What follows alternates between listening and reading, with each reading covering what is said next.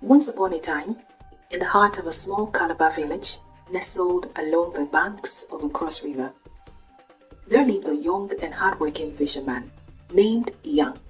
Ian was a man of indomitable spirit and unwavering dedication to his craft. With weathered hands that bore witness to countless sunrise and sunsets, he was the epitome of a hardworking and resilient soul. Despite his unwavering commitment and tireless efforts, the humble rewards of his toil leaves him with little surplus.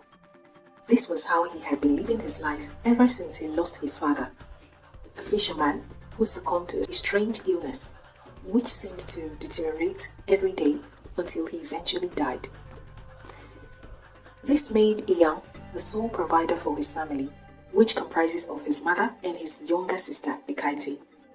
Ian had been doing that for over a decade.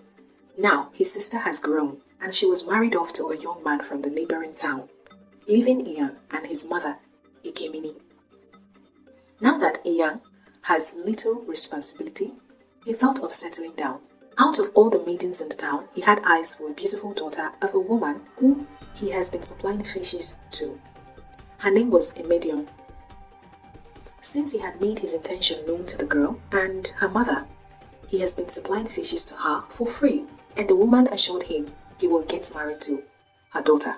This went on for a year as Emedion's mother told him that he had to give her free fishes for a year before she can hand over her daughter to him, which he happily did. When it was time for him to come marry his wife, as he had been told, he brought few of his family members to accompany him. Also, with him, he brought some livestock, foodstuff, money, clothes, jewelries, collar nuts, and drinks, which was customary for a groom to bring before marrying a lady in their tradition. As they approached Emedion's compound, they heard noise of celebration. Ian was ecstatic. On getting to Emedion's compound, no one welcomed them as it was supposed to be, but Ian was too happy to notice that, so he sat in an empty chair with his families. Soon, Emedion came out, all adorned with beads. As she stepped forward, she came into the arm of a big man and sat on his leg. From his appearance, he looked rich. Ian thought he was her uncle, but soon it became crystal clear that it was not him who is getting married to her. In the state of dilemma, Ian spoke on top of his voice. But I am the one who is supposed to be getting married to her. Quickly, Emedion's mother rushed towards him and his family and warned them not to spoil her daughter's day, as she has been deceiving him all this while. Now, her daughter is getting married to a rich man. With this, Ian began to cry. His family members all chastised him for bringing them there only to disgrace them. This left Ian devastated. He was now a shadow of himself. People who knew him pitied him. His daily routine now was to go fish in the morning, sell the amount he had caught, stay by the riverbank all through the afternoon. Then in the evening he goes back home. This was how he did for several days.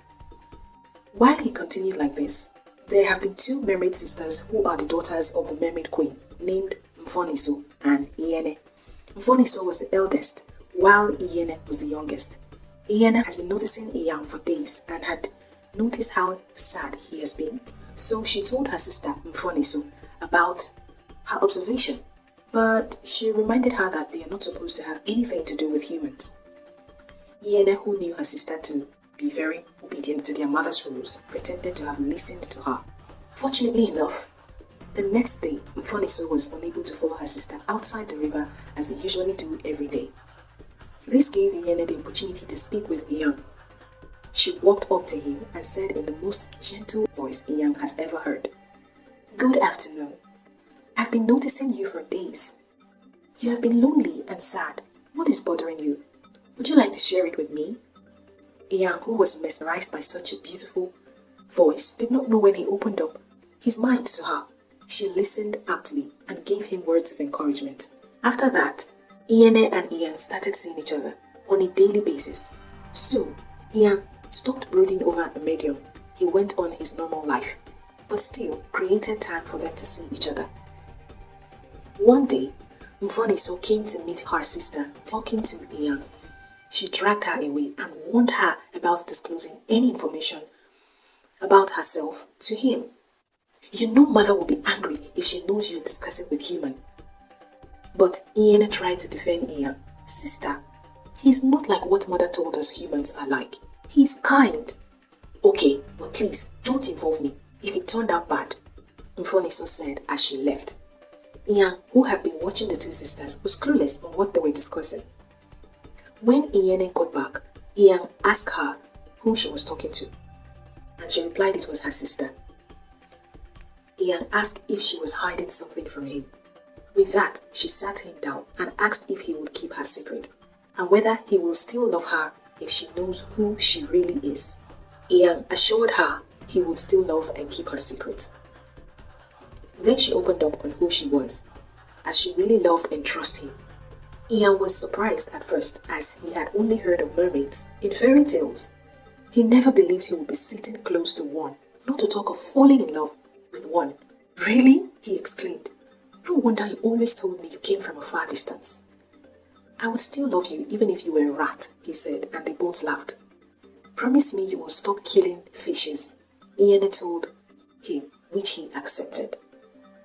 Ian then told him to follow her to his mother, which Ian was skeptical about. But she put his mind at rest. She took him to the middle of the river and handed him a necklace that would make him breathe underwater. As soon as they dived into the river, a school of fish flocked around them, and soon they arrived at their underwater palace. As Ian was showing the palace to Ian, a voice boomed across the room. What are you doing with a human in my palace? Ian's mother said with fire in her eyes. Haven't I told you about associating with humans? Now you have the temerity to bring one into my palace? She continued. Ian bowed her head down and mumbled, I'm sorry, Ma. Now that you have brought a human, he shall be killed, she said.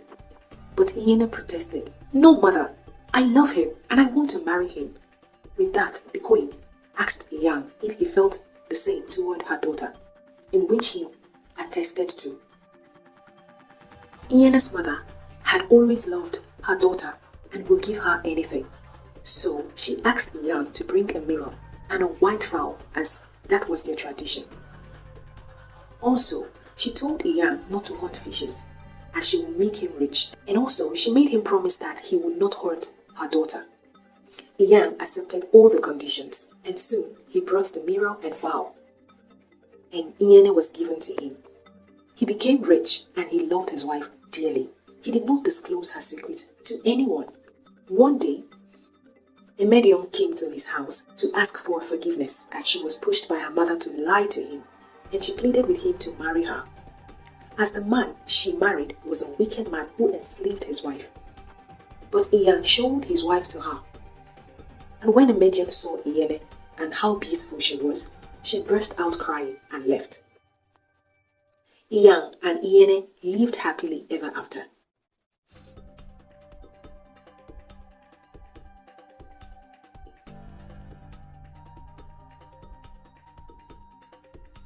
Moral of the story: true love transcends appearances and backgrounds, and it is built on trust, honesty, and loyalty. Deception and greed can lead to regret and missed opportunities for happiness. What would you do in a Yang's situation? Or what would you think of Iana's decision to reveal her true identity?